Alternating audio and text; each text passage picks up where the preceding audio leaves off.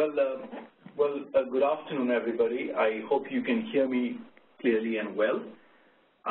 Thank you indeed for the very, very warm welcome and introduction. I was absolutely looking forward to this trip. I do like the city of San Francisco very much. It's 92 degrees here. I don't know what's it there, but I'm sure it's a tad more pleasant. But we'll try to make the best of it, and hopefully we can have a good discussion after the talk itself. So my aim, I think, over the next sort of 40 minutes or so is to walk you through a few case examples where we have been involved in the sort of the benefit-risk assessment for both chronic and rare diseases. I'm not going to spend a great deal of time.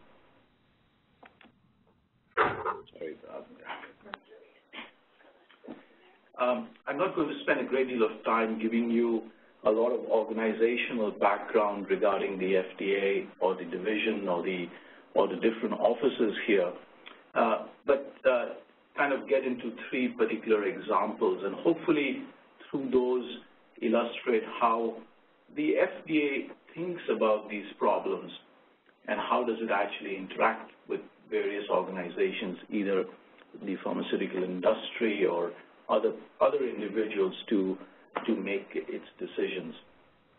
All the examples I'm going to be sharing today are examples that are presented. They are well documented in the public domain. And in my slides, which I think would be available to everybody, you would actually have a link which would take you to more details behind each of these particular examples. So I think one of the, I have been at the FDA for not that long. It's just been over 2 years now.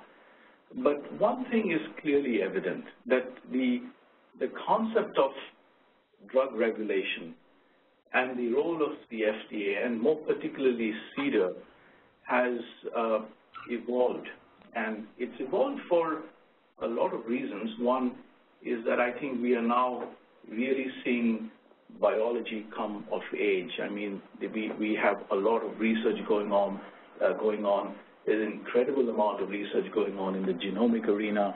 The predictive capabilities in terms of our modeling and simulation is quite phenomenal today. So we are seeing rich science, and I think the societal expectations of regulators have also changed over the decade or so. And largely because the molecules we are now assessing here and companies are developing have become more and more complex. There is a huge need to differentiate each new molecular entity from existing treatments. And human efficacy trials, though the randomized control trial is the gold standard, still has changed, and people have now started to have a lot of flexibility in this domain. There are a lot of sponsors initiatives by the FDA which reflect changes, but clearly we are entering an era where comparative effectiveness and a greater focus on individualization. So this is a change, and I think the Division of Pharmacometrics here plays a pretty pivotal role in some of this work, especially as it comes to the evaluation of new molecular entities. The brief outline, I actually am going to talk about three specific examples. The first is a drug, Edoxaban. It's an anticoagulant, and this is a drug that would be used in a chronic situation, a relatively large population, and I'm going to specifically talk about the subgroup findings as it pertains to renal function. The next part, I will delve into rare diseases, give you a little bit of background on the regulatory thinking on how rare diseases are looked at, and then speak about two specific examples, one in the area of Cushing's disease and the other in the area of hypoparathyroidism. So the first is Edoxaban. This is an example where we spent, as did the sponsor who developed this particular drug, a fair amount of time trying to assess the benefit risk in a very specific population, which also happens to be a pretty significant population for the drug in its intended use, and that's people who have either normal, mild, or impaired renal function. And most of our work actually ended up in making recommendations around labeling, and at the end, a pretty key decision on which patients would receive or not receive the drug. So this is Edoxaban dosing considerations based on renal function. A little bit of background, the drug was actually approved earlier this year, and it was approved for reducing the risk of stroke and systemic embolism in patients with non-valvular atrial fibrillation, and also for the treatment of deep vein thrombosis and pulmonary embolism. It's a fourth in a class of anticoagulants and a third factor Xa inhibitor. So altogether with warfarin, which for a long period was the mainstay in terms of anticoagulation, these new drugs represent a new class of drugs which do not require the same level of monitoring as does warfarin. But during the review process, there was a finding of reduced efficacy with Edoxaban relative to warfarin in patients with normal renal function. So the question for us was, what was the reason for this reduced efficacy, and what could be the possible paths forward? So a little bit of background. The key trial that supported the atrial fibrillation indication was, as typically trials are in this domain, a very large study, a non-inferiority study that actually did an excellent job of assessing dose response. Two doses were actually studied, 30 and 60 milligrams. This was compared to warfarin, and there was a provision to decrease the dose in each arm to half of either 30 or 60 based on either renal function, low body weight, or other medications. The unique piece of this trial was that in spite of being a very large trial, the sponsor prospectively collected drug concentrations in most patients, and I'm talking in each of the 30 and 60 milligrams arms, we had about 7,000 odd patients in each arm. So a very phenomenally large and rich data set was collected by the sponsor. The assessment of dose response and concentration response for the primary endpoint, and which was basically stroke, which we actually divided into two categories as being ischemic and hemorrhagic stroke, and for bleeding was actually assessed.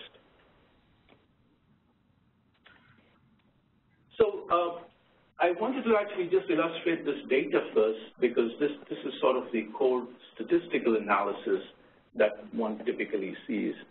And here we have two panels here, one which is looking at efficacy as defined by stroke, and down here are major bleeds. So let me just orient you to the stroke data first, and we can come down to the bleeds in terms of the format. It's actually identical. So what this represents is a comparison or a risk or a relative risk of having stroke in comparison to warfarin. So if you are to the left of 1, Edoxaban is better. If you're to the right of 1, warfarin is better. So as you can see in the overall population, clearly the drug was decreasing the risk of stroke, as shown by the hazard ratio of 0.79.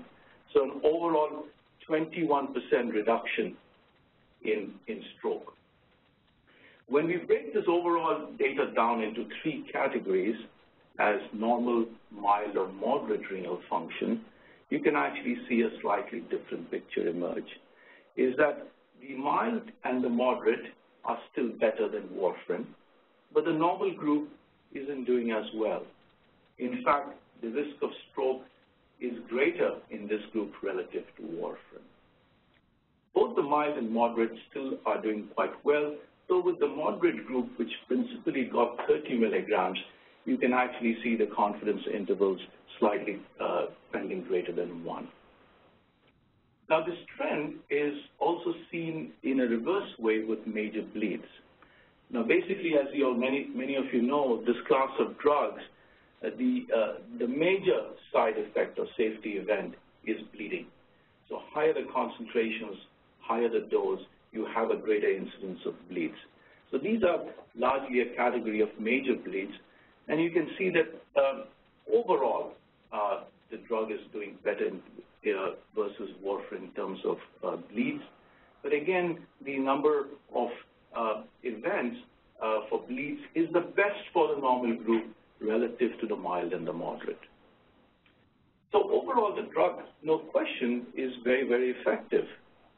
But we have this case with this one population, subpopulation, which actually ends up representing a pretty significant component of the overall intended population. So why is this, and what should we actually do about it? Now, as it so happens, the major component, the major elimination pathway for Edoxaban is renal clearance. And 60% of the drug is cleared by the kidneys. And depending upon your severity of renal impairment, you have anywhere ranging from a 30 to a 70% increase in drug concentrations. So here on the right panel, you can actually see the typical concentrations one would expect for a dose of Edoxaban, depending whether you're normal, mild, or moderate.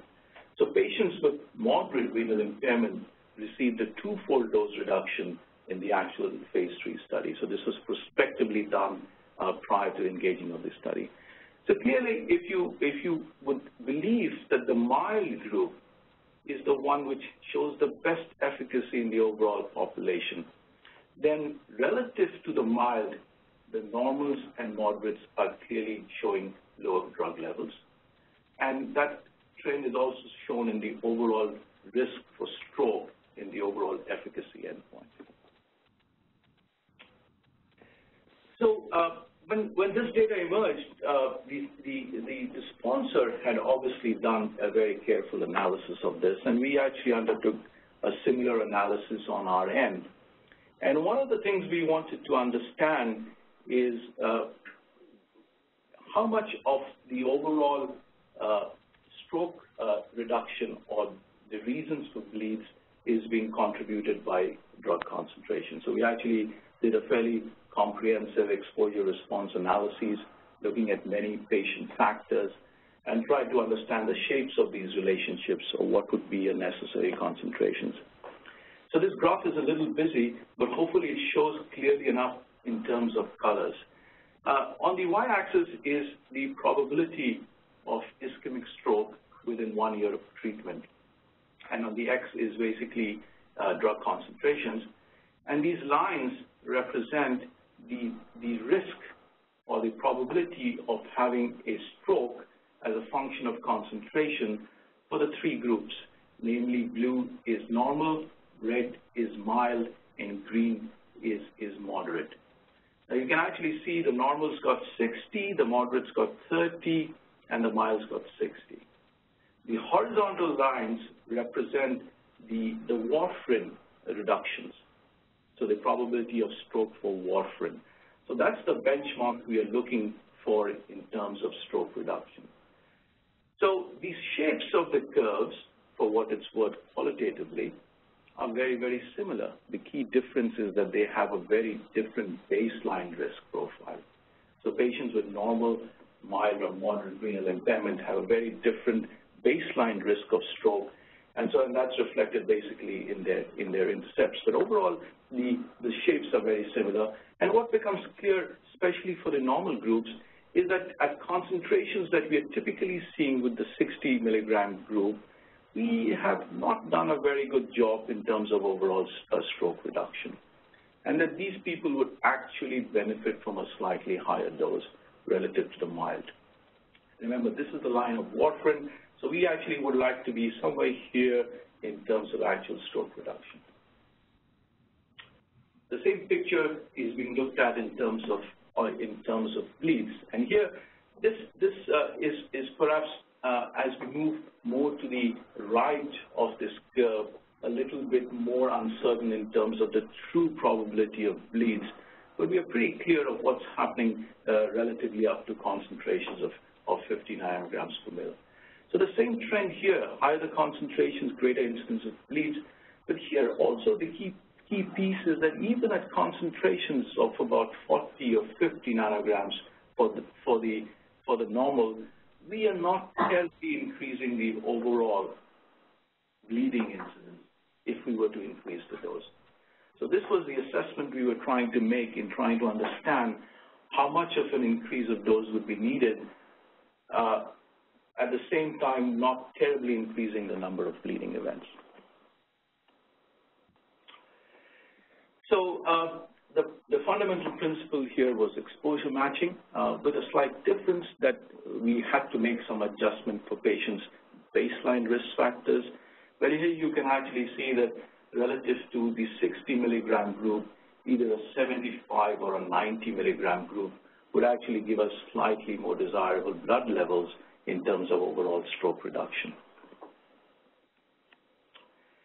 So, so you might ask, well, all this is well and good, but what would we actually expect to see in terms of overall stroke reduction should we actually go to a higher dose of 90 milligrams? And this is precisely what we did. We took the same model, we had the same risk factors, and we looked to project out what would be the expected risk in terms of stroke and bleeding for patients with normal renal function. And here we have the comparison of the 30, 60, and the 90 milligram dose groups. Recall, these are dose groups that we've studied. The 90 milligram was never tested in this population in any long-term clinical trial. So this is essentially an untested dosing scenario. And you can actually see that going from 60 to 90, we actually reduced the risk of stroke. So this is an unadjusted hazard ratio, and the number of bleeding events does increase by about 30%. The same trends are seen specifically for ischemic stroke as well as for life-threatening or fatal bleeds. So the other piece of the equation was to put this in terms of a net clinical benefit over warfarin. And so this table is not a absolutely exact, if you wish, benefit risk assessment, but relatively a mean assessment, qualitatively a mean assessment of the improvements we would expect to see as we increase from 60 to 75 to 90.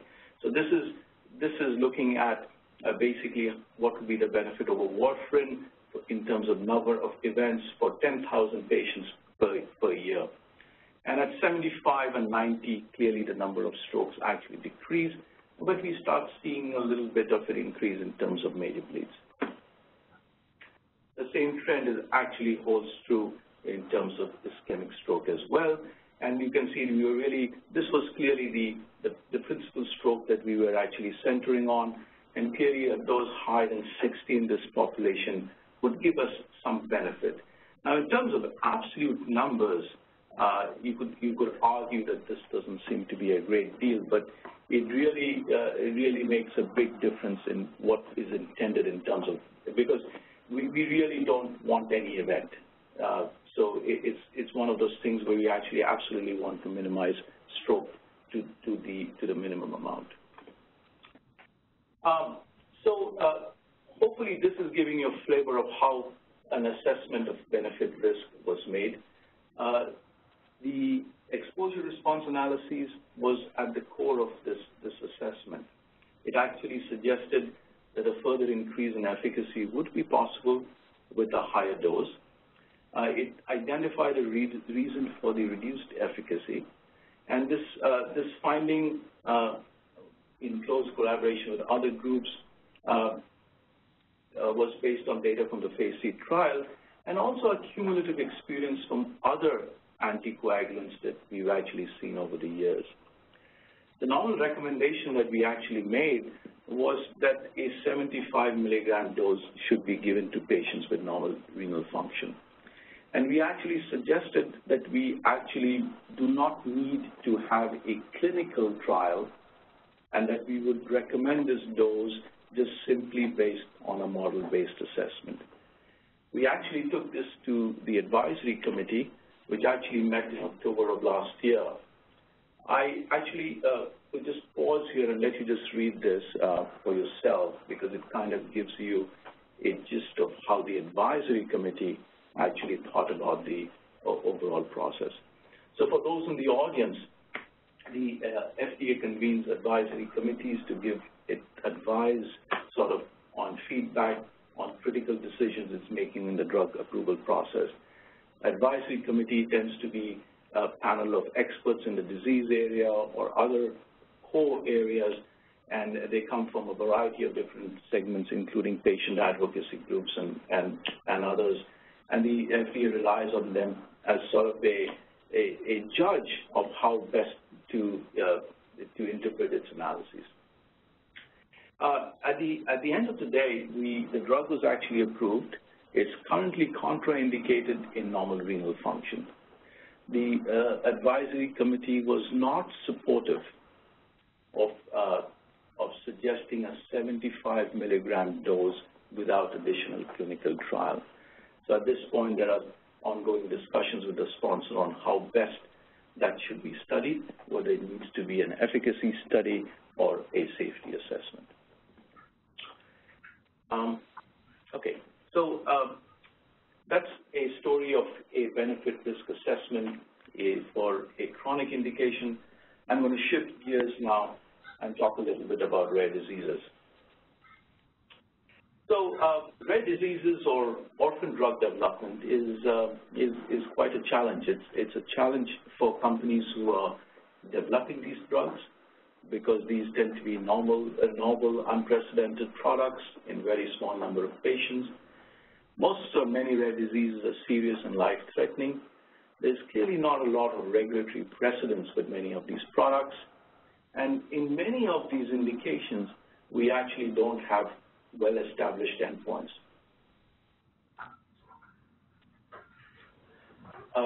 We typically don't understand the disease very well, and it's further compounded that even within a particular rare disease, there tends to be a fair amount of heterogeneity in the overall pathology of the disease.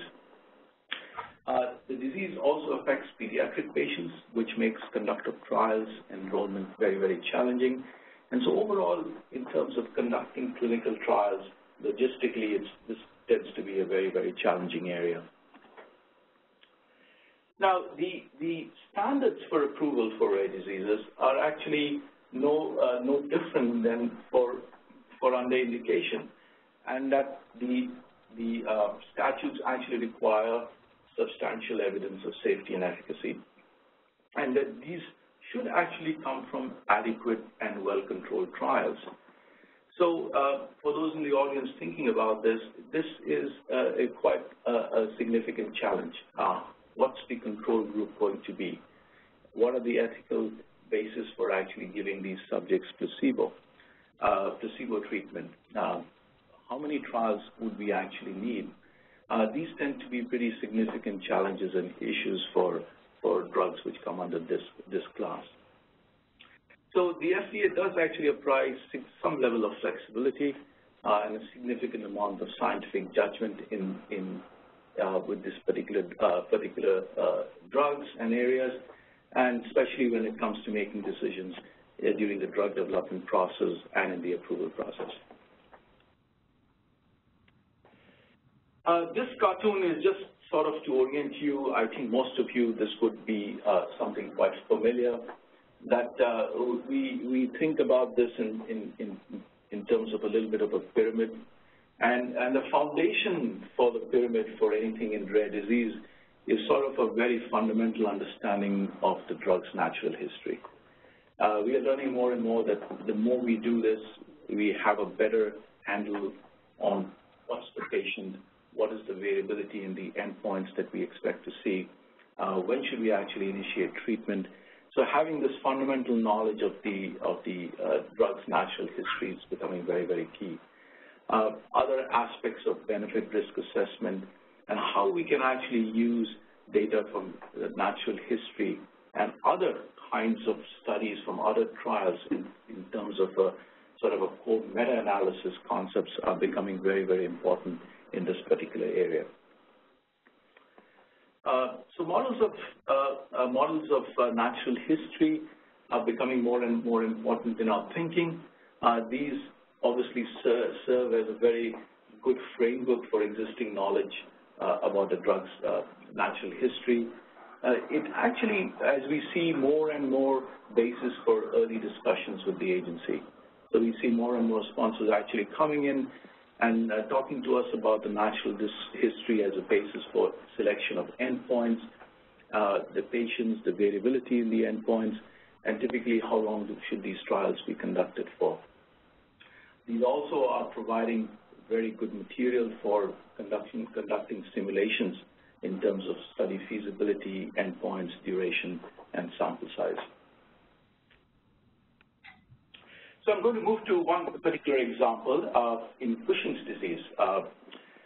Many of you, I think, would know Cushing's disease is an orphan disease, approximately 17,000 patients in the United States.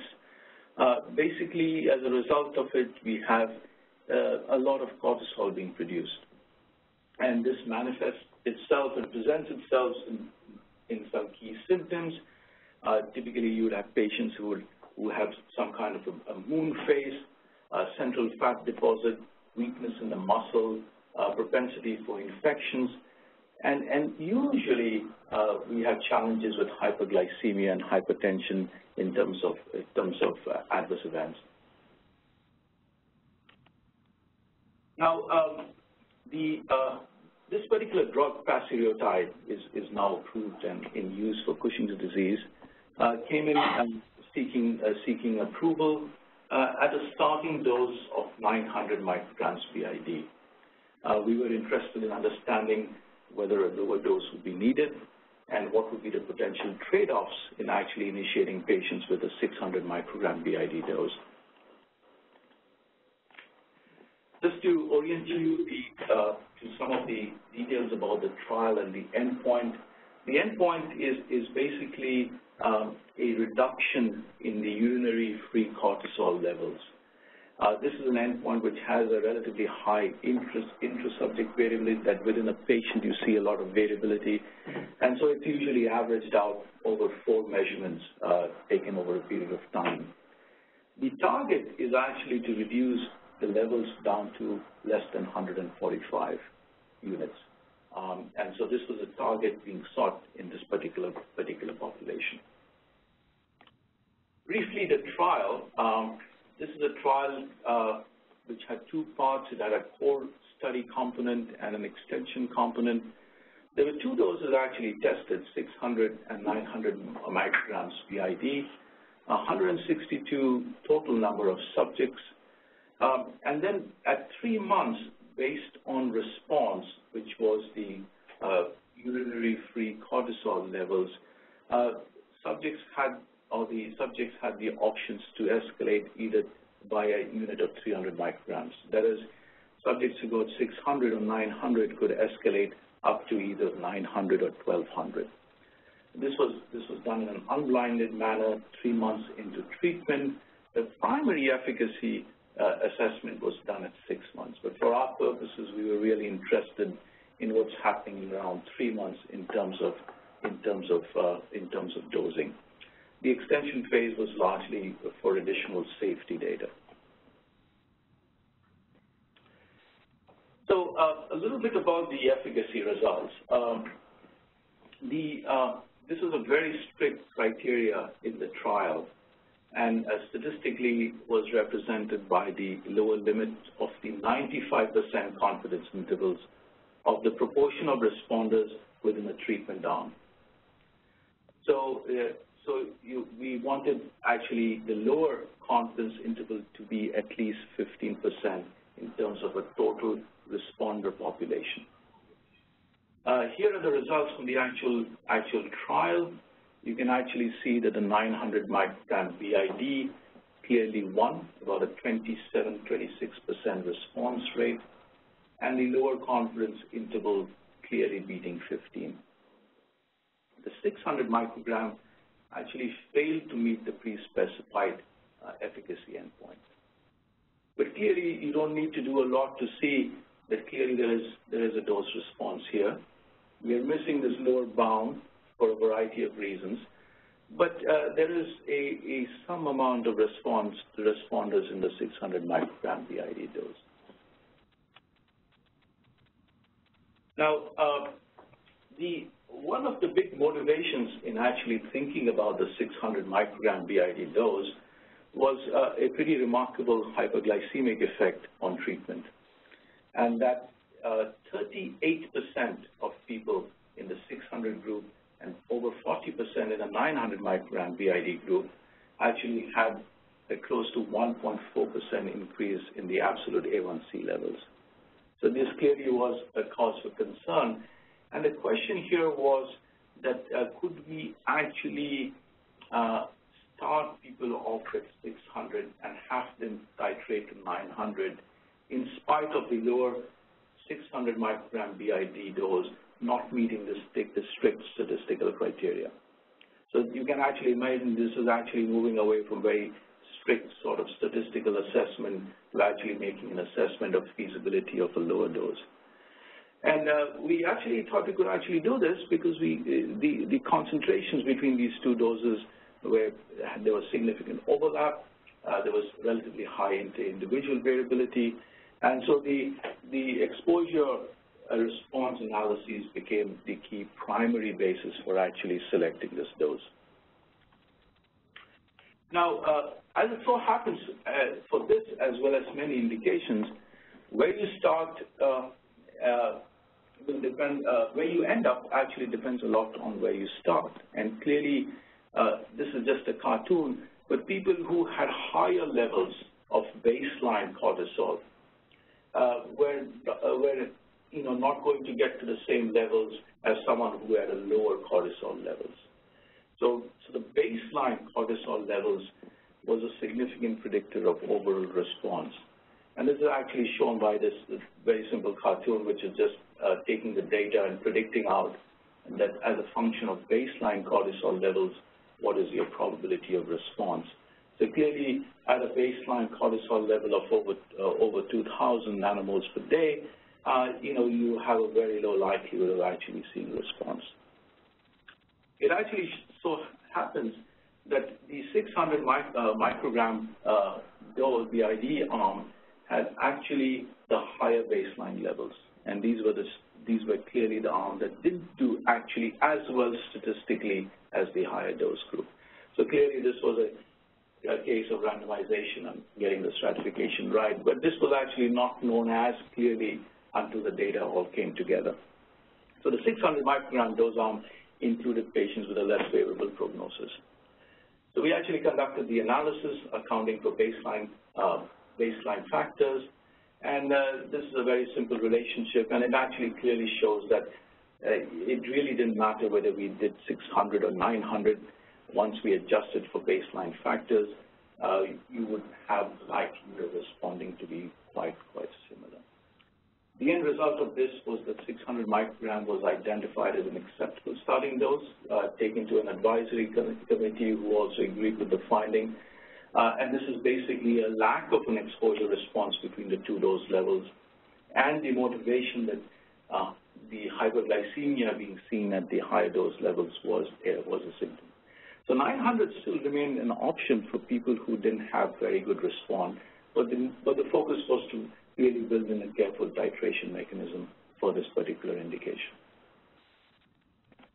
I'm going to move to the last example now, also in rare diseases, and talk specifically about a particular recombinant parathyroid hormone, which has been approved as a replacement therapy for hypoparathyroidism. And this is a long chronic treatment, so these people will be taking this replacement treatment for long periods of time.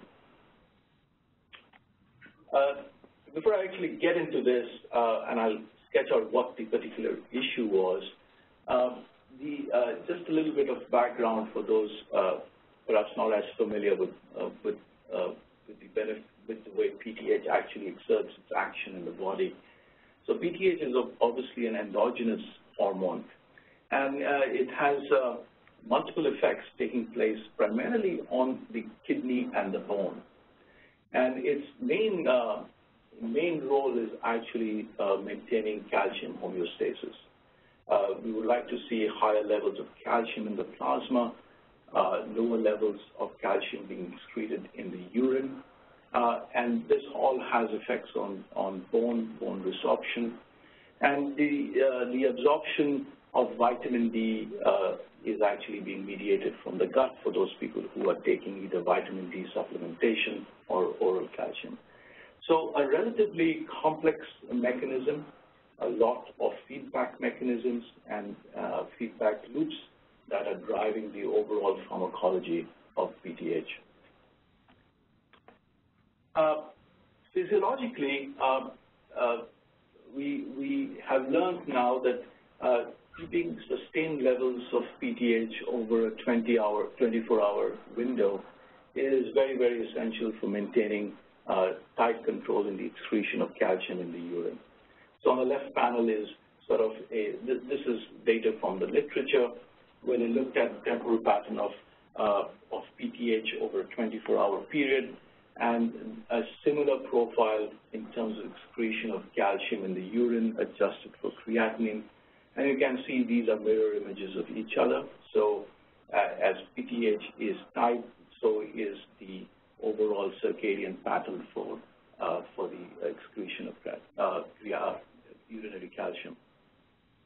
So the goal, as you can imagine, that for any replacement therapy, we would like it actually to mimic as best what is being seen from endogenous PTH.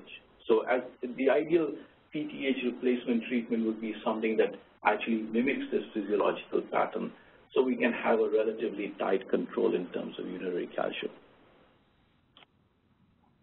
So this particular drug was given at doses of 25 to 100 micrograms, but it was given as a once-daily administration.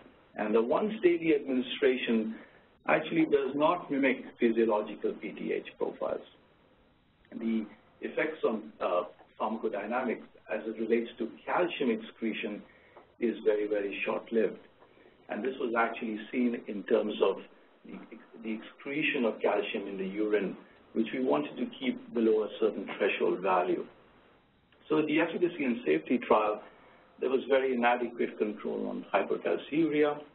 And so the key issue was that we probably didn't have the right dosing regimen for this population. This was actually compounded by the fact that there was no dose-finding study conducted in this program. It was a very lean program given the population.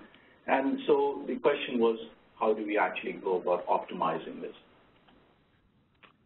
So this picture is just a cartoon. I think for this audience, you've already probably pictured this quite well.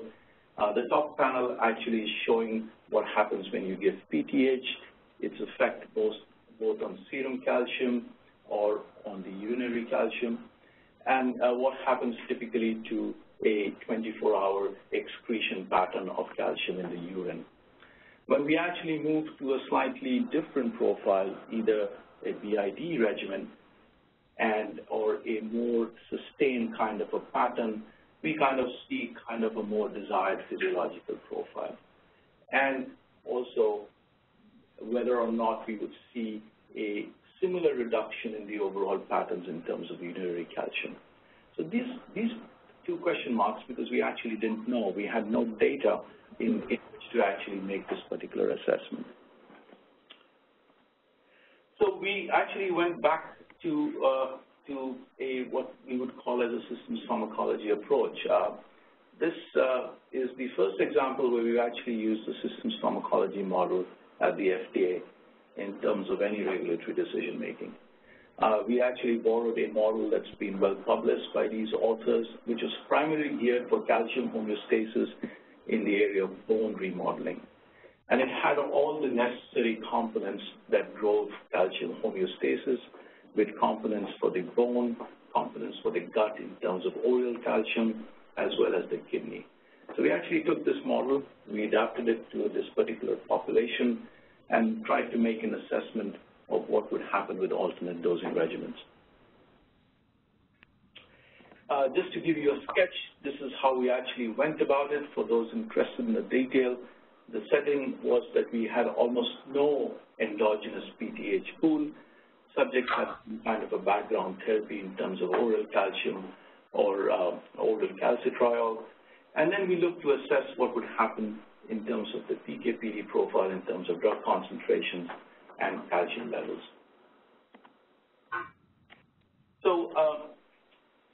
So what happens, I think, is fairly intuitive. If we move from a QD regimen to a BID regimen, we are going to see a profile that closely mimics what we would expect physiologically. The red line here is the concentration profile from 100 microgram QD dose. The green here denotes similar dose in 2 divided doses, or if you had a hypothetical slow-release formulation, we would end up getting a more sustained kind of a platform. The normal physiological range of endogenous PTH is 10 to 65 picograms per mil. So that tells you that when we actually give a large QD dose, this is all drug that's actually not hugely needed, and it causes some challenges for us in terms of what's happening with its effect on the kidney. What's happening with PD? So these are the predictions we would expect with a BID dose or some hypothetical slow release. And you can see now we have a more physiological effect on both serum calcium and also in terms of reduction of urinary calcium with a BID dose or a hypothetical slow release dose. We really wanted to get people's urinary calcium down below 300 milligrams per day, which was actually not shown in the pivotal efficacy study. So clearly our recommendation was that the regimen was actually not right in this population, and that these subjects actually would need a BID or a more sustained kind of a formulation. We took this to the advisory panel, and I'll let you read this. The drug was approved because this was clearly a rare disease. These people had no option. They needed this treatment. But there was a significant call that the dosing should be right. The challenge was how do you, for us, was we didn't really want to hold up the approval of this drug because clearly the drug was doing something beneficial. It was not optimal. But how do we go about getting this additional information of dosing without conducting large long-term trials? So at this point, they are actually conducting a relatively focused PKPD study to bridge to efficacy data looking at an alternate BID regimen. So I'll just look to summarize a little bit this whole area of rare diseases. Largely same standards are applicable, although as you can see, regulatory flexibility is much greater and is often being employed. Many different quantitative approaches that are being used in other areas are hugely applicable to that in rare diseases. And we are seeing more and more use of physiologically based approaches in sort of bridging data in this particular population. So I'll actually stop here. I hope I've given you a flavor through these examples of some recent work and sort of thinking. And I'll be happy to answer any questions. Thank you very much for your attention. Okay, let's thank Vikram. That was great, Vikram. Okay, it's now open for questions. And I guess I would like to start, Vikram, because I had a couple of questions. So I guess the first might be more policy than science, but it seems like you did some beautiful modeling and simulation on the BID regimen versus the QD regimen with PK and PD. But the sponsors had dosed QD. Am I getting that right? And so the BID, I mean, I guess what I want to know is your involvement should have been earlier, or an involvement of modeling and simulation should have been earlier in that clinical trial, right? So that they could have done the BID. Yeah, to be quite honest, and this is a drug that was in development for many years. They really didn't, first of all, come in for advice, to be honest. And So, and and this by no means is, I don't mean to say anything negative about the sponsors. I think they had the best intent in the mind. There were a lot of challenges for them in terms of resources, et cetera, in conducting these trials. They didn't actually think about it in that vein and didn't necessarily get the advice. And really, they, although you would imagine that the PKPD would be the center or focal point for any such development program, it really was not, because I think they looked at this as being something that could be managed in a clinical setting, either through titrations or multiple dose adjustments. So this was not something that was core. We didn't have an opportunity to give them advice on this during the process, which would be very, very ideal. Yes, I mean, it seems like it could have changed the whole course of what was done. That's correct. That's correct. Questions? Other questions? I have other questions, so let me keep going for a second. So now this is my naivety, but I noted that in the common disease, the Edoxaban, that the endpoint there, first of all, the categories of renal dysfunction were mild, moderate. They were categorized rather than just looking at creatinine clearance or GFR, and I suppose in part they were categorized because you were trying to look at some kind of a trait stroke, number of strokes, for example, so you had to lump the renal dysfunction into these categories. But I wondered whether you could have, or they could have used another endpoint besides stroke, but something like coagulation, something more quantitative, and really gotten a little bit refined measurements to understand, this dosing in normal renal function. Yeah. So let me actually, I didn't give all this out in the presentation. I was probably expecting this question. Just to go back a little bit in time, the whole dose rationale for this particular program actually came from a smaller phase 2 study that the sponsor conducted in the VTE population. And what they actually saw in that population was that at doses greater than 60, they saw bleeding events, which really made them pause.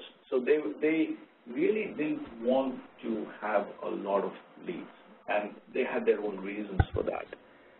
So they I think, were perhaps a little more conservative in terms of the dose in the normal population. So I think they sort of overcompensated this a bit.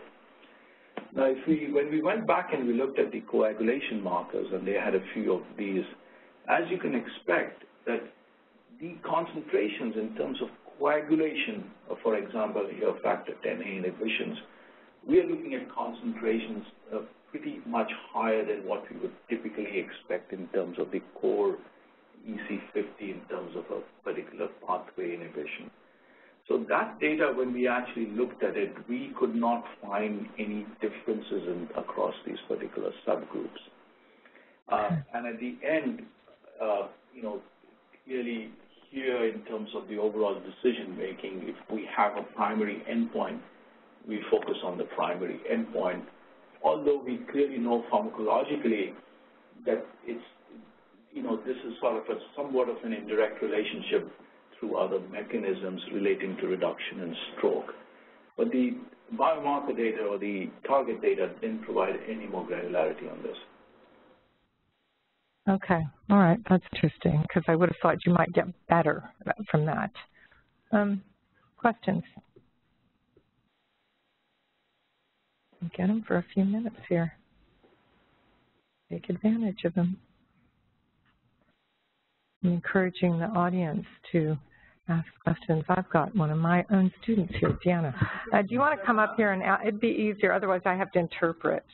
Yeah. Could you just comment on kind of the complexity of these models and how the FDA is working with the people applying to kind of work on integrating genetics into them and the progressive disease that way? Okay, can I just maybe just clarify that question? You said how complex are these models, or how do we integrate genetic information? Yeah, so I think right now you've got a lot of really interesting information about kind of dosing and exposure response, but just kind of as the world is going toward more pharmacogenetics, how are you guys kind of adapting to that? So I actually, I think, first of all, I think the industry is adapting very, very well to this data. Actually, I didn't show you an example of this, but this morning with the graduate students, we had a very similar example with another rare disease, which is eliglustat. Eliglustat, a treatment for Gaucher's disease, where it had a pretty significant genetic component. And all that was actually incorporated in the exposure response and in the assessment of the variability. When we have the information, we integrate it. For these particular examples that I showed, we didn't have a pretty significant genetic component, or at least something genetic that we clearly knew off the bat. But for other programs, we try to incorporate them. If we have that information and we think it's going to contribute to overall variability, we would incorporate it. Okay, Jim, good. I've got a couple questions in the back. I might, if you can come out, it'd be great, but if you want, I can try to interpret. We're going to let him come up, Vikram, because I think it's easier than me. Hang on. Thanks. There are two questions on the last case. In your systems approach, does it take into account the possibility of loading dose followed as the initial dose? So, for example, 75 followed by 50. And the second question does your systems approach take into account time of day in projecting the BID? Okay, so actually, the systems approach. So in the systems approach, the concentrations were, for those who are interested, was purely an input parameter. So we could modulate input concentrations of PTH any way we wanted to. The actual trial, as I said, tested doses of 25 all the way to 100. So we actually knew what was happening to people who got 75 as a dose as they did with 100. We looked at various dosing regimens in terms of an initial large dose. But as you can see, it really doesn't really matter, because even if you gave a dose of 100 initially and you went down to a lower dose, you would see so much fluctuation we wouldn't be able to control it. We looked at all this at some length. I haven't shown you all that. At the end, we thought that a BID kind of a regimen in lieu of anything more sustained or physiological, that could be the closest we could actually come to. So the other challenge here is the strengths. So there's only so many number of strengths that were actually available for final clinical use. But clearly, there were no challenges in testing alternate regimens. He asked also about the time of day, Vikram, like yes, I guess yes, diurnal yes, absolutely, absolutely. So I probably could go back, but just to say that when we first did this, one of the our main things was first whether we could actually recap exactly the placebo data, and in that we had fairly rich serum calcium data coming from these patients. They were collected at discrete intervals over the course of the study, and we could basically predict the time course within a day for many of these subjects. There was also an earlier, smaller PKPD study that actually contributed to this. So we looked at all that very carefully, and essentially the model is essentially a PKPD model, except it has a few levels of additional complexity in terms of feedback mechanisms. It's an interesting question, perhaps another discussion, whether a more simpler model could have also served the purpose. But we were really concerned about the feedback, and the only way to get at that was with a systems approach. And so we could do everything we would do with a typical PKPD model with this particular system. Okay, thank you. Any other questions? Yes, you want to just say it to me and I'll try. How many, in the first example that you gave us, they didn't do a clinical trial. Based on the model, they were actually able, the advisory panel recommended this. This is a great decision. How often does that actually happen? Is that an anomaly or is that more common? Okay, so the question is, in the first example, you did your modeling and simulation, and you recommended not to do a clinical trial, if we're all recalling it right, and but the advisory committee made a different decision. Am I not correct? They did not agree with. They want a clinical trial. How often does that happen? Actually, most advisory panels will want a clinical trial. That's sort of the reality. What they agreed with the need for a higher dose, but they wanted to see data because they were unsure of. This has never happened before. So this was first something that's never been proposed. Internally, we thought this would be fine. We didn't see this as being a hugely, we didn't think we were incurring a lot of risk. But in terms of actual clinicians who actually end up using these drugs, you can imagine that for them these models tend to be mysteries, for lack of a better word. And they, though they understood it conceptually, understood the need for a higher dose, they still wanted to see some kind of data. The question actually is, do we do this often? Do we actually recommend higher doses? Yes, we actually do it in many cases. Do we actually recommend not doing a trial? Not in all cases. In this case, we were pretty clear on what we would expect to see in terms of strokes and bleeding, so we actually recommended not doing a trial. In other cases, we would actually recommend doing a trial. In this case, we were very clear on that. So they were not agreeable to that, but irrespective, it was an interesting discussion. Thank you. Any other questions? Now I've got a couple others. Do you want to come up and try it? Sure. Hang on. And the other question, if you want to sort of line up. Standing between us. Okay. I've got just a quick question. I'm not sure how they missed it when you were talking about they didn't kind of heed your advice in trial design or missed asking for it. I'm just curious how that happens, because I assume they didn't try and do that on purpose. Are you referring to the last example? Yeah. Yeah. So first of all, companies are not. There is no mandate that they have to seek advice from us. It's encouraged, but it's not mandatory. So we cannot go out and police the world to say absolutely come in and talk to us, and if you don't, so there is no mandate.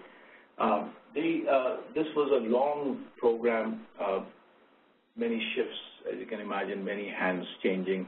There was no formal interaction on these aspects. They ran the trial relatively on their own, came back with the data, and filed. So this is rare, but it happens sometimes. Okay, so it's like they filed the IND, and then it was accepted to go forward, but they never said do you guys think this is a good plan? That's they never had that meeting, basically. Yeah. Okay. So just to clarify, when you actually submit an IND, that actually tells you that you're actually going to you've been given clearance to actually start testing in clinical trials.